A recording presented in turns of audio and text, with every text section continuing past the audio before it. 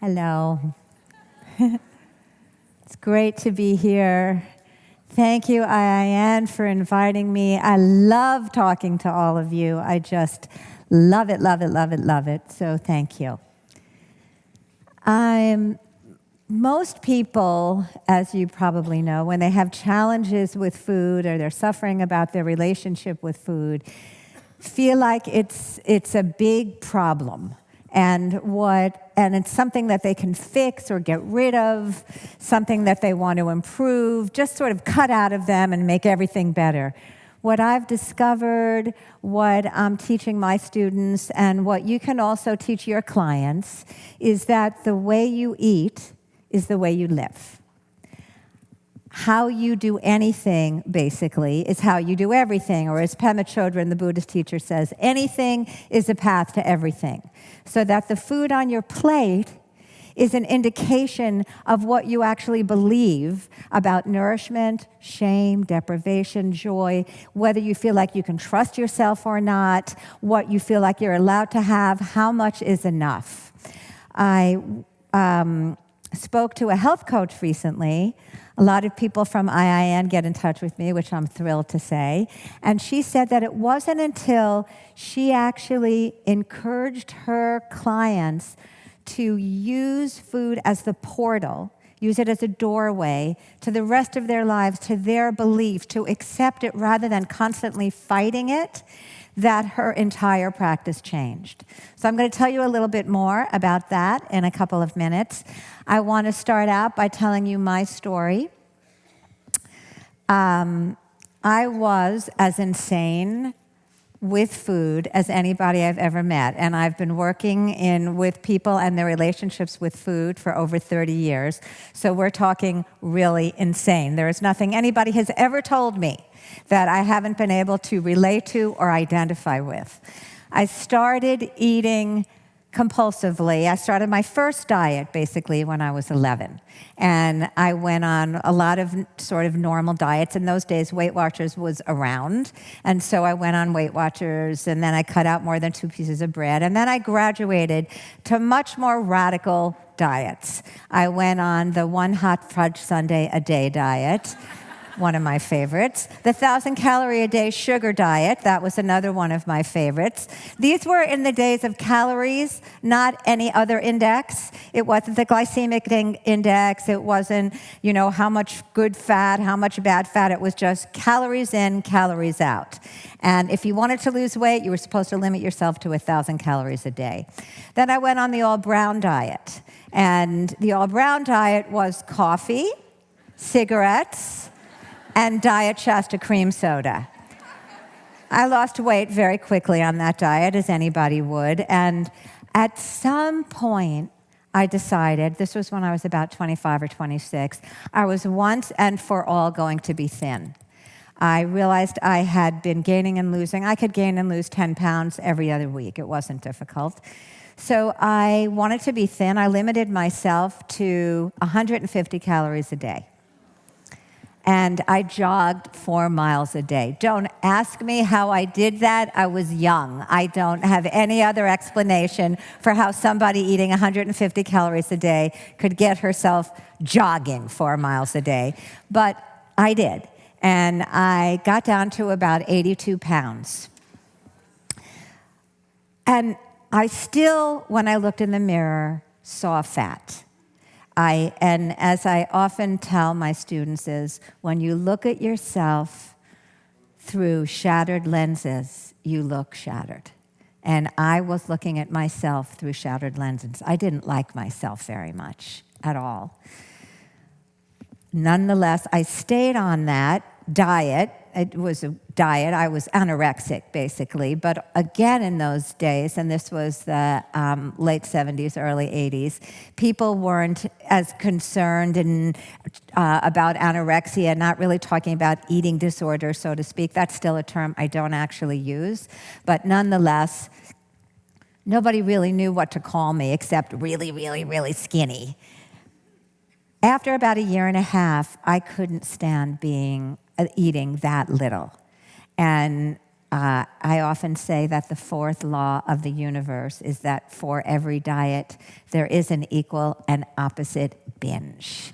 And so I went on a binge to match that year and a half of eating 150 calories a day. And I didn't stop eating for 2 months. And I mean really not stop. I ate 24/7. I fell asleep, I imagine, at various times in the night. But the second I woke up, I went right to the refrigerator and I kept eating. And I remember the self-loathing that was coming up then, and I remembered the feeling of, you deserve this. There was such self-hatred that was really at the root of my issues with food. In any case, I gained 80 pounds. I doubled my weight in 2 months. And at that point, at more than 160 pounds, I don't know how much I weigh now, but that's probably about 50 pounds more than I weigh right now. So it's 1.5 of me. I was absolutely miserable. People who I had just met at 82 pounds didn't recognize me at 160 pounds. And I felt like I could not go on like that. I couldn't go on like that. I realized I had been on a diet or a binge every day for 17 years. Since I'd been 11, I was 28. And that I didn't want to live. So I made a plan to kill myself. And I was very specific. I was going to do it either with a gun, which I didn't have, and I've never learned to shoot, because I'm scared of guns, or pills. So I went to the bookstore to research guns and pills, and as I was sitting on the floor of the bookstore, researching how to kill myself in the next couple of days, my eyes fell across a book called Fat is a Feminist Issue by Susie Orbach. I picked it up, and I read it, and it was the first time in my life that I didn't actually read it, I skimmed it, but she suggested that women in her book, use food for good reasons. It was the first time I thought, oh my God, maybe I'm not insane, lacking willpower, out of control. Maybe this whole thing with food, the shtick, as they say in Yiddish, with food is actually an expression of something deeper. Maybe I'm trying to get through to myself. Maybe, and I realized maybe it's a language, like Braille is a language or French is a language. And because I don't know the alphabet, I don't even know what I'm trying to say to myself. So I thought, okay, I'll give myself a week on this. I will try not dieting and not binging, but eating what I actually want to eat. And noticing what I'm trying to say to myself through food. So after that first week, I felt like somebody had let me out of prison. I felt like I was free. I felt like I was breaking a commandment. That's how free I felt. I felt so free that somebody shouldn't feel like that. That's how good I felt. And I realized that I had been depriving and shaming and torturing and punishing myself for years around food and around who I was. And that it really was a language that I was using to say things like no. And I was using my body weight to say no, don't come near me, or no, I want to be alone now, come closer, go away, I don't know what I want, things like that I was using food to express because I didn't feel like I could say them directly. So after a couple more weeks, even though I hadn't lost any weight, I thought, you know what? I think I'm onto something here, and I want to tell other people about it too. And even though I haven't lost weight, I know probably, maybe, definitely someday I might. But in the meantime, I'm going to really encourage other people not to diet too. So I put an ad in a local paper. Said compulsive eating support group, anybody welcome, $1 a night. I got a lot of people wanting to come, and I decided, because I didn't have a place to live, I didn't really have any money, I was working as a nanny in my friend Harry and Sue's house, in their basement, and that's where I was living. And they said, you can start your group here. They lived down a long country road, very, very dark long country road, and I decided to meet everybody at the liquor store in the village, because it was well lit. And so we had a meeting place, front of the liquor store. It was really the only thing that was in that place, in that village at that point. It has now since grown up, but nonetheless. And then I decided to spruce myself up because, remember, I was 50 pounds more than I weigh now. I didn't have anything but one summer dress. It was the middle of November. I had a sleeveless thing with an elastic waist, and I thought, okay, I'll spruce up my hair. And so I decided to get a permanent, but it was called an air dry permanent in those days, where you had to leave your rollers in overnight. And when I went back to get the rollers taken out the morning that the group was starting, the woman who was taking the rollers out had a sign on the door saying, had to go get emergency surgery. Do not take rollers out, otherwise your hair will fall out. And since, as I used to say in those days, my hair was the only thin thing about me, I did not want my hair falling out, which meant that I showed up in front of the liquor store on a winter night in a sleeveless dress, 50 pounds over my natural weight, waving to people, "Hi, I'm your leader. I am going to show you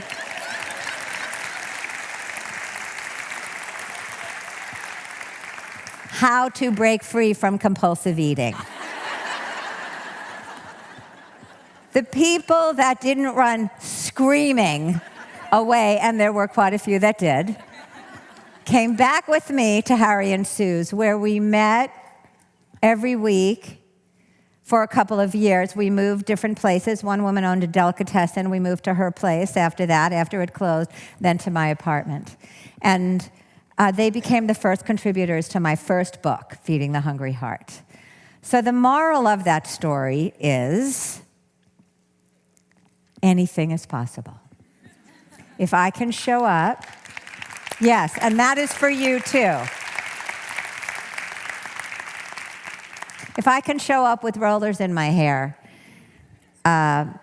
because I just knew that I was onto something. I just knew it. Even though it wasn't showing, I knew.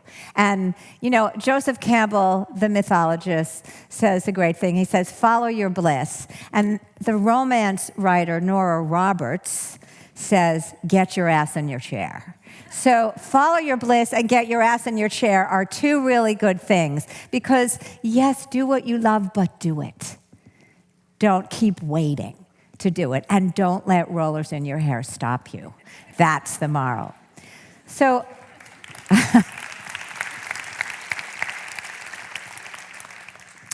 I want to talk about a few guiding principles that I'm writing about these days. The first one, actually, I've already written about, and that is the world is on your plate.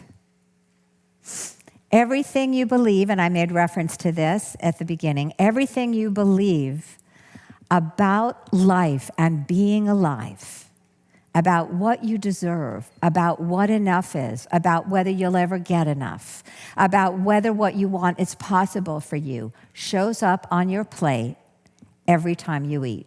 And even for those of you who don't eat on a plate, but eat standing up at the refrigerator, it shows up. I'll tell you a story about this from one of my retreats. At my retreats, we do an eating meditation every morning. Actually, we do it sometimes 2 or 3 times a day, but I'll give you a sort of setup so you know what I'm talking about. 175 people come into the room. We have a buffet line. Everybody gets their plate, sits down. We all sit together in a sort of a big circle, a semicircle. And I ask everybody to wait until everybody gets their food on their plate. So the first person sits down, and then it's a little while till the 175th person sits down. And believe me, if you try to get in between you and or a compulsive eater, as I say it, and compulsive eating is eating when you're not hungry and not stopping when you've had enough. That's it. I feel tension, anger, hatred coming towards me as there are 20, 30 people. It's like standing in between, standing in front of a locomotive, a speeding locomotive, standing between somebody and their food, because there's a feeling of I want to eat and I want it now. Do not stop me. So when everybody has been seated, I ask people, okay, take a look down at your plate. See what you took on your plate, what's on your plate, and notice, did you take more than you actually want? Did you take food that you used to love as a kid but you don't love now? Did you take food because now you're on a retreat and you're going to eat anything? Or Geneen says, one of her eating guidelines is eat what you want, like that. And if there's anybody who'd like to talk to me about it, so we can do some inquiry together. And it's so unusual, actually, right there with food, to have somebody with you, just speaking to you and being curious. No judgment, no shame, no punishment. Somebody raises her hand. I walk over to her, and we both look at the food on her plate. And she's taken enough for her and maybe 3 or 4 other people on that one plate. And I say, what's going on? And she looks at me and she says, you know, my mother died 6 months ago. She was my best friend. And I don't feel like I can live through the grief. I don't feel like I can feel the grief, and I don't feel like I can live through it. I don't know what to do. And she said, I feel dead inside. I feel like my cat. I tried taking my cat for a walk last week on a leash. He walked a couple of steps, and then he fell over, and he laid on the ground, and he didn't want to get up. And I feel just like that. I don't even want to get up. And then she added, and I've been using food. And I said, yeah. And she said, and I've gained 40 pounds in 6 months. And I said, well, how's that working for you? She said, not so well, not really well. So I said to her, because part of seeing that the world is on your plate, you get to see what you won't allow yourself to feel. You get to see what you're blocking out. You get to see what you've given up on that you're now using food to fill. And I said to her, well, what would it be like if you felt the grief? And she said, if I felt it, I could never get up. I'd never get up off the couch. I'd never get up off the bed.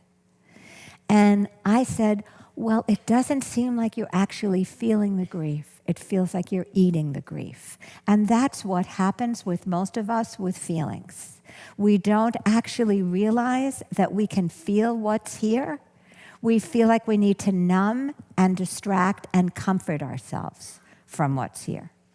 But feeling it seems unworkable. And so when she felt it, she started crying. And she cried for a couple of minutes, and then she stopped. Because as anybody knows, grief comes in waves. There's a wave of grief, and then it stops. And after she stopped crying, she looked up at me, and she said, you know, I feel worse, but I feel much, much better. Worse because all of those tears were inside, and now I'm actually in touch with my sadness. And I feel so much better because I realize that although this is only one wave, there will be another wave, but there's something about being clean with myself, feeling it rather than using food to make it go away, that makes me realize that, in fact, no situation, even the death of someone you love, because let's face it, people we love die. Even the death of someone you love can be felt through. It's sad, yes. But food, if you use food, what happens is you have the situation you've eaten about, then you have the misery about what you're doing to yourself with food, so now you've doubled your grief instead of halved it. So it's not like you make it go away. The world is on your plate. The second principle that I've been speaking a lot about recently is to know what enough is. Know what enough of anything is. You know, when I talk to my students about enough, there's a little confusion. Because we're not actually in the present moment with ourselves, our idea of enough keeps getting ahead of us. I ate, in my workshops, we sometimes do a chocolate kiss exercise. And one man said, I've eaten bags and bags of these, but I've never eaten just one. Never eaten one. Because the one in my mouth was always a prelude to the one in the bag. There isn't a feeling of what enough actually is. I want to tell you how I learned about enough. This is not a food story, but it's very related to food in that how we eat is also how we live, and how we live is how we eat, and what shows up in one part of your life also shows up in another part of your life. A couple of years ago, I was standing in my kitchen and I got a phone call. Picked up the phone, and it was my friend Taj. And she said, are you sitting down? And I said, no. And she said, I think you ought to. And I said, okay, just tell me. I thought she was going to tell me she had gotten a bad haircut that day. She said, you and we and all of our friends, we're all invested in the same thing, have just lost every single cent of our money. And I realized in that moment that my husband and I had lost every cent of 30 years of life savings. And I hung the phone up, and then I called a spiritual guide of mine immediately. Called her on the phone, and I said, Jean, we've just lost all of our money. I don't know if we're going to be able to live in our house. I don't know how we're going to live for the next couple of months. I mean, we were my husband and I were dumb enough to invest it all in one place with Bernie Madoff. Does everybody know who Bernie Madoff is? For those of you who don't know, he lived in New York. He had a Ponzi scheme going for many, many years, and to the tune of $60 billion of people's money. And as my husband often says, but not all of it was ours.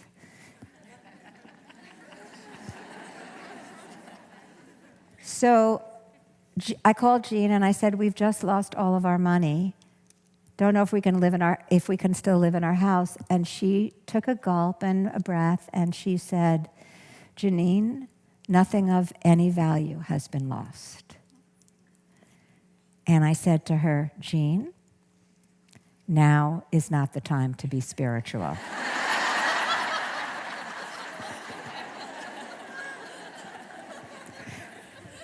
Then I called my husband, who was actually on a Russian icebreaker ship in Antarctica. And we had decided not to call each other because it was on a satellite phone, and they're incredibly expensive, and $10 a minute, unless somebody died. But I called him anyway because this seemed to be qualified for a phone call. When he got on the phone, I said, honey, nobody died, but we just lost every cent of our money. Madoff has been a scam this entire time. We both cried. He said, sweetie, everything's going to be okay. And then he said, but honey, and I said, what? And he said, we have to get off the phone. We are no longer the kind of people who can talk on satellite phones. So, I'm going to read you a little piece about enough. And the reason I'm talking a lot about enough is because enough also has to do with food. Enough has to do with when you keep on eating because you don't have enough, you keep on trying to fill up something that can't be filled ever by something physical. In the first 10 days of December 2008, Matt and I had more money than most people in the world, and I didn't believe we had enough. On December 12th, I forgot to tell you one very important thing. For the next week, I decided that the only way to live through the night was to actually focus on what I did have, not what I didn't have. What I could find and not what was lost. Yes. And although I had been meditating for longer than 35 years by that point, I guess my meditation practice wasn't so great because I realized that I had kept focusing on what was missing, not what I already had. And the more I focused on what was here, the happier I got. So I got to the point where a week after this happened, because I realized things were okay.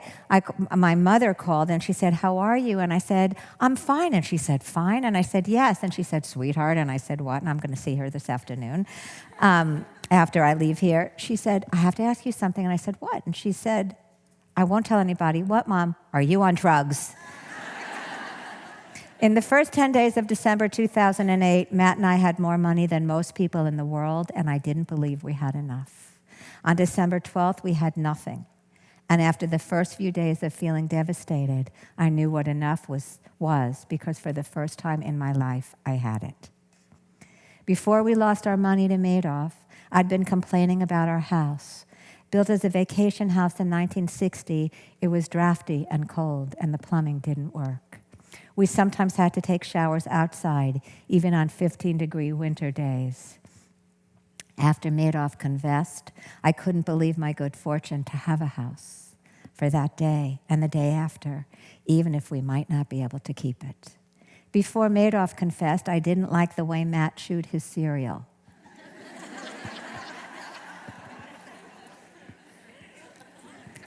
Wore ankle socks.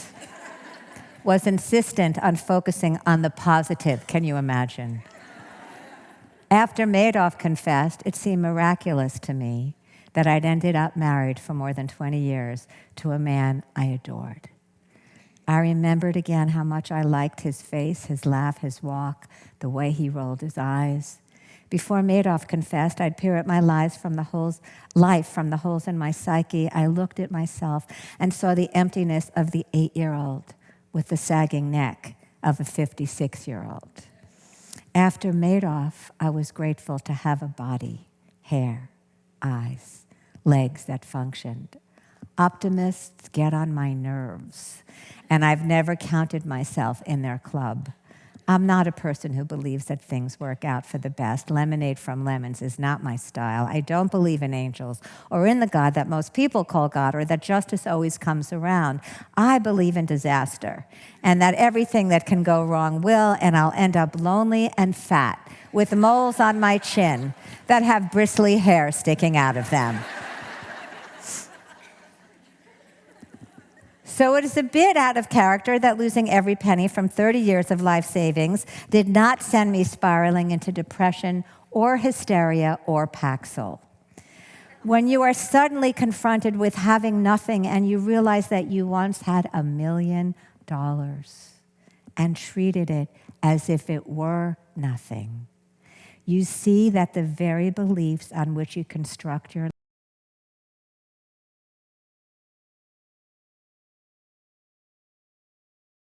life are totally 100% of the time in your head and have nothing to do with reality. I'd spent 20 years saving for a future that was never coming to protect myself from a past that had already happened because Madoff had stolen the money the second I put it into the account. If I could believe that we didn't have enough when we did and then lose it and believe that we did have enough, where or what is enough? If it really was something out there, a definable quantity that everyone who had that quantity would know, then that they had enough. They'd know they had enough. And since we know that's not true, the anorexics believe they're too fat, as I did. The ultra-wealthy believe they need more money. We know that enough cannot be out there.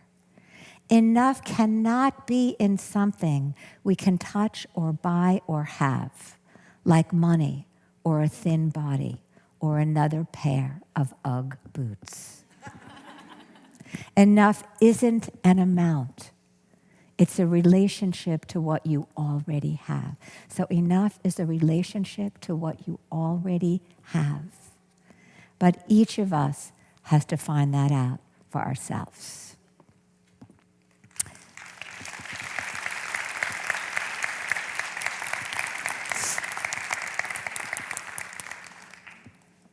So that was definitely a turning point in my life. That changed everything for me. And if I had to go back and say, now, would I rather have not lost the money or lost the money? I would choose losing the money in a second, in 1 second.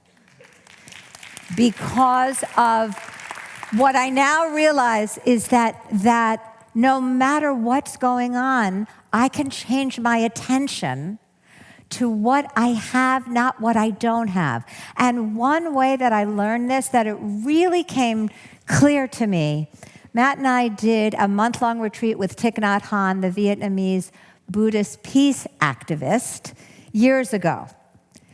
And here's another principle that I want to talk about. And the principle is appreciate what you have.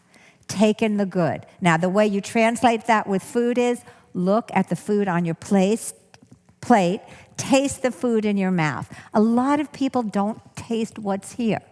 It's what I say to my students is, it sounds like you're eating for the hunger to come, not the hunger that's actually here.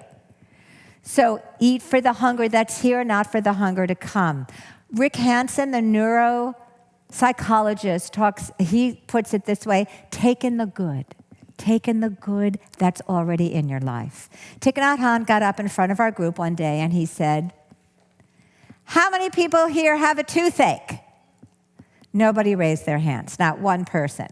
And he said, isn't that great? Nobody has a toothache. How many people here are celebrating the fact that you don't have a toothache? Not one person raised their hand. Not one. And he said, when you have a toothache, all you can think about is getting rid of the toothache. But when you don't have a toothache, when things are going fine, you don't actually take that in. You don't let yourself celebrate what you already have, even the little things. The little things. So he started us on what I call not a toothache meditation. The not a toothache meditation. Another way of saying that is what's not wrong in your life right now. Think about that for 1 minute. I want everybody to think about it. Think about 3 things that aren't wrong, are not wrong in your life right now. 3 things.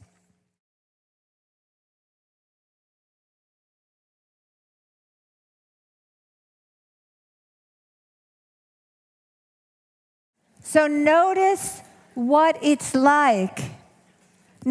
First of all, notice how it's impacted you. Just scan quickly. Notice what it's like to focus on what isn't wrong. And because we have been adapted biologically to focus on what is wrong, because our ancestors needed to look out for woolly mammoths and dangers and things like that, our brains are wired, as all the neuroscientists say, that they are Velcro for what's wrong and Teflon for what's right. So you have to focus on this every day. This is sort of an everyday practice. And it's an everyday practice because it lifts you up. It lifts your whole system up, sends out the endorphins and all of those good things. But also, you begin to appreciate the fact that it's another day above ground. You're alive. We have the luxury, the privilege of being here, being a student at IIN, which is fabulous. And yes, fabulous, really. The concept of primary food and secondary food, and the primary food being the most important food. The spirituality, the creativity, the friendships, the love, exercise, all of that is what nourishes us. And unless we focus on that, we get to the end of our lives feeling like we haven't lived. Because we haven't shown up here today. We haven't shown up. And so the next principle that I want to tell you about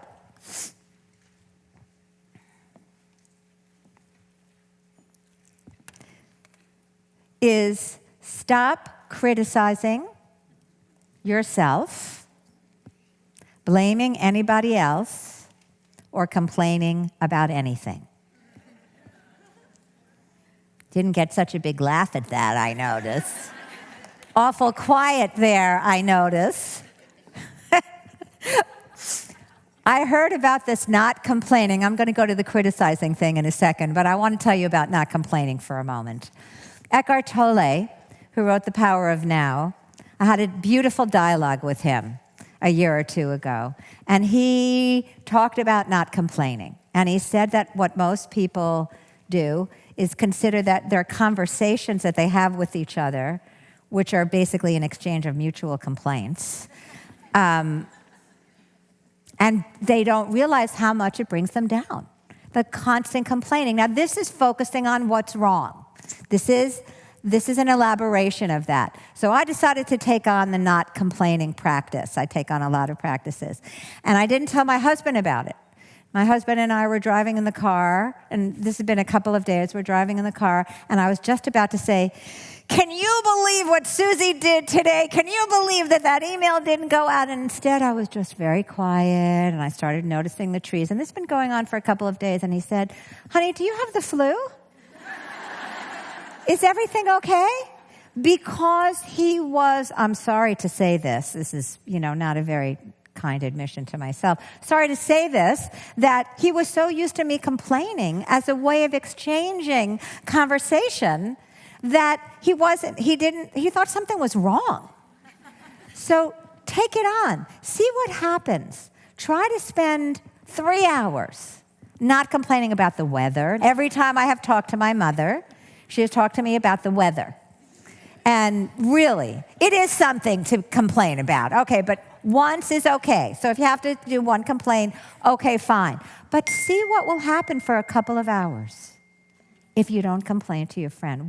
Because when you complain, you're basically saying, I don't like what's happening now. I want something different to be happening.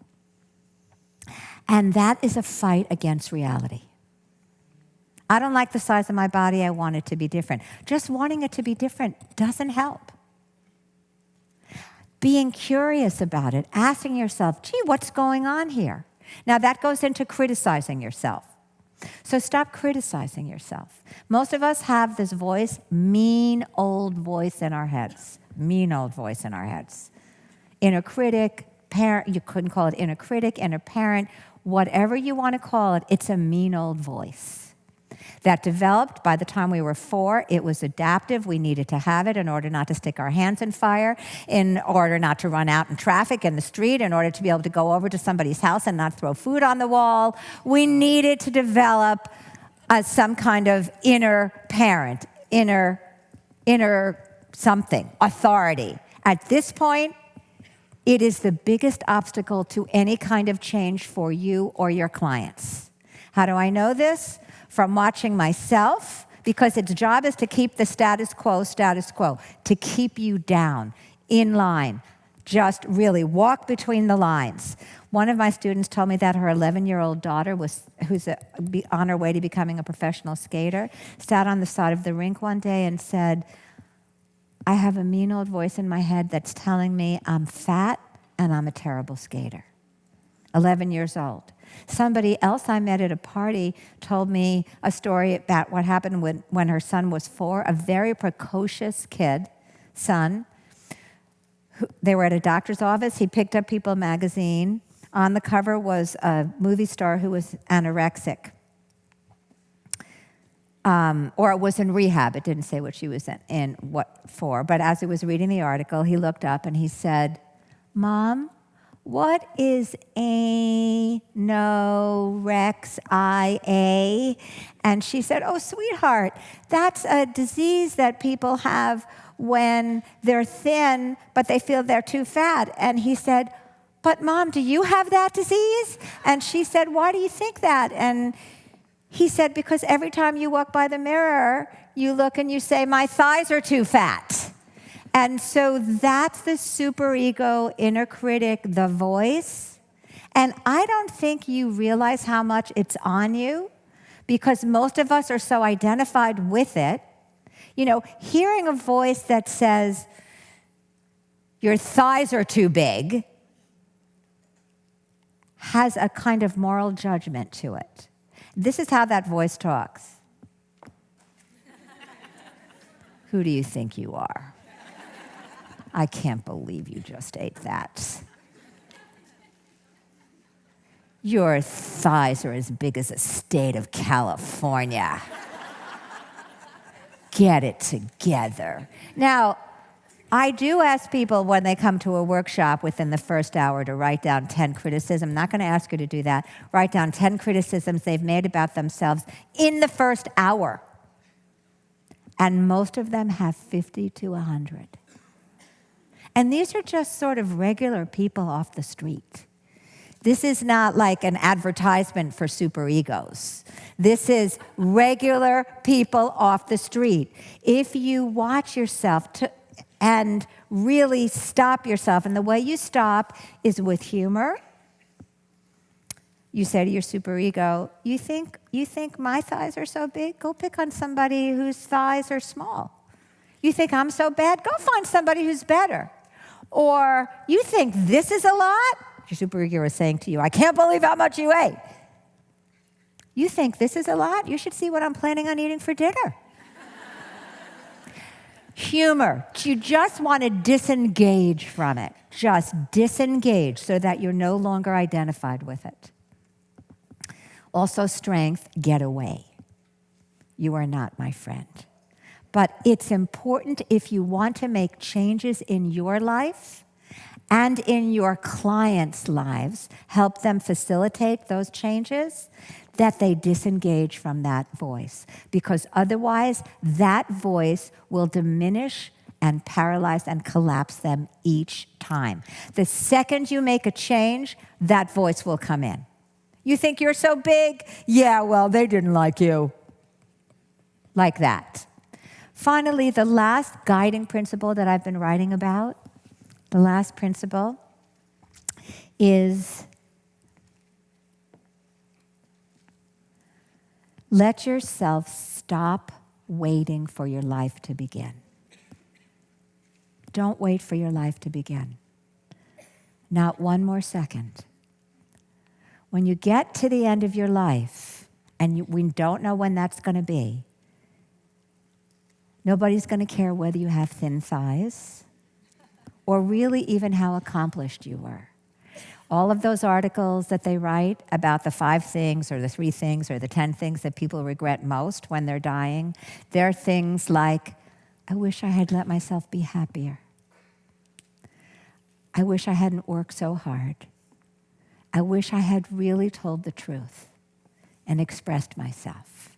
I used to get scared that I'd get to the end of my life and feeling like I had only half lived and I couldn't figure out what fully living meant. Did it mean going to Antarctica? Did it mean going to Europe? Did it mean traveling everywhere? Did it mean writing more books? And then I realized that I was actually already missing my life day to day by not showing up where I was, by not breathing, by not just being right here, right here. Are all of you here now? Can you feel your feet on the floor, your butt in the chair? Are you here? Oh, thank you. Let me hear that again. Are you here? Okay, that's what I wanted to hear. Francis Chan, I just found this on the internet recently, this wonderful quote. Our greatest fear should not be a failure, but of succeeding at things in life that don't really matter. So I'm going to end by reading you one last piece about this from my book. This is from When You Eat at the Refrigerator, Pull Up a Chair. This is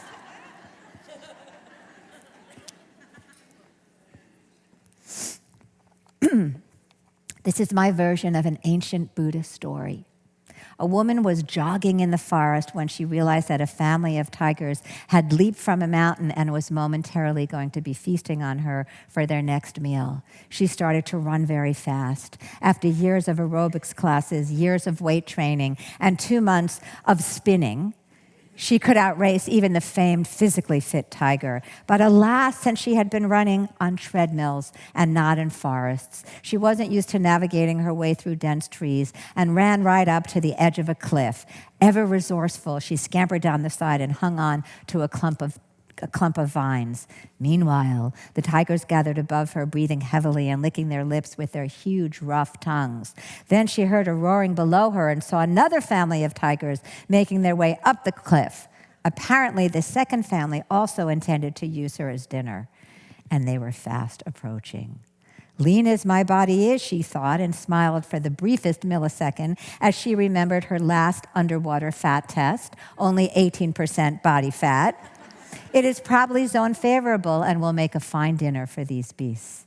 Just then, she heard a faint rustle and saw a small field mouse chomping through the vines to which she clung. "It's curtains for me," she said to the mouse. "All this work at being thin, and look where it's gotten me." At that moment, she noticed a ripe strawberry hanging from the vine. Since she had been on a high-protein diet that forbade fruit of any kind, she hadn't tasted a strawberry in a long, long time. With tigers above her and tigers below her, her life flashed before her. The years she had spent running away from the past and toward an imagined better future, believing that true love and joy were waiting right around the corner. All those ripe strawberry moments she had passed up, waiting for riper strawberry moments, for her life truly, really to begin. Surrounded by tigers, she realized there was only one thing to do. What was it? Eat the ripe strawberry. And although she did not live happily ever after, she enjoyed that strawberry more than she'd enjoyed anything ever. There are always tigers above us and tigers below us, always.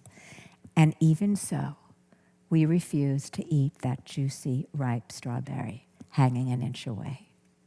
Again and again, I've heard the same story. A student of mine loses weight, arrives at the moment she's been waiting for, but then her mother gets ill, or her child breaks his arm, or her husband loses his job.